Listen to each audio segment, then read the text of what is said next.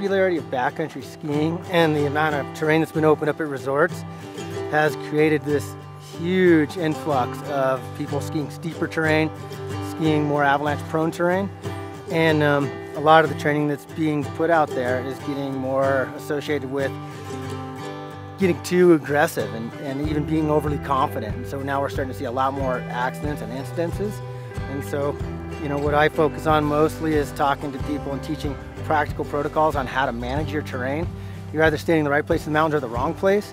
And if we can teach people how to manage their terrain and pick the right terrain on a given day to go out and do their endeavors, that's the ticket. So all of this is very important because you're just at a higher level. The technology has taken us to the next level. Our technique is so high. Your even weekend warrior is skiing in really incredible terrain. Resorts have now opened up such steep terrain that it does demand some good backcountry protocols. And that's what it's all about. It's about learning these protocols, learning how to manage your terrain, how to be visual and verbal with your partner so you can have the buddy system. And that's where the safety equipment comes in. And that's where you can save your friend or save your partner. There is a big gap in avalanche rescue. We all know how to find a person who's buried. We know how to avoid being caught. We have airbag packs in case we're caught so that we won't get buried. But still, people get caught, people get buried, and just knowing where to dig isn't going to save someone. You have to know how to dig and have the right tools to dig. So what we did here is we got 5 teams to demonstrate what it takes to extract a full-size dummy. They were 1 meter down, and amazingly, all teams did it in less than 10 minutes, and that's what it takes if you're really going to save someone.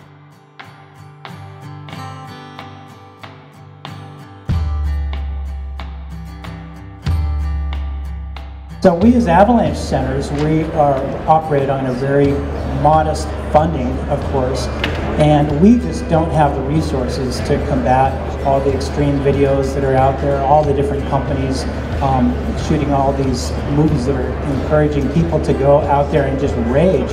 In terms of whose responsibility is, I think it's all of ours collectively as an industry. Here's product, here's information. This is something that might be really interesting to you, but you've got to be the guy, the man or woman that sees yourself as responsible for the situations you put yourself into. We need to get everybody together and talk about this. It's not just the responsibility of the victims or the avalanche centers. It's everybody's shared responsibility. If you're committed to becoming a backcountry skier and you're committed to going out there without the aid of a guide, I personally think it's critical that you make the investment, not just in the education, but in the appropriate gear. We have to learn the protocols and understand the inherent risks that we're exposing ourselves to.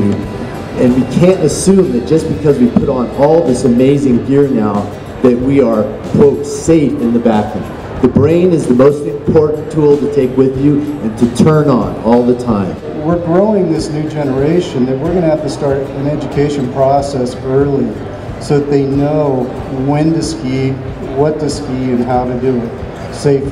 The responsibility that we need to take on as retailers, and whether that means pushing them to other retailers that offer guiding educational resources, to avalanche centers, that's extremely important for us right now. The time to learn how to use your tools is not on the hill that morning as you skin up. This is a paradigm shift, people, that we have to start thinking about. And it comes down to awareness and education.